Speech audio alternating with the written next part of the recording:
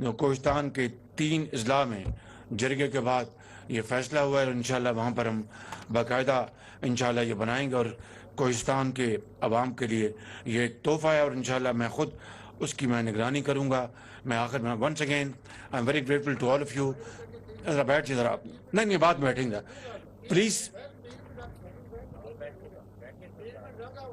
मैं आपसे बात करेंगे ना जी, मैं बात करेंगे आपसे। सो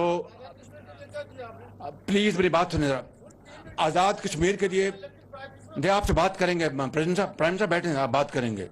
सो what I want to say is this, that Pakistan is a gift of Allah Almighty, and this country has infinite resources and potentials, including Azad Kashmir, including Gilgit-Baltistan.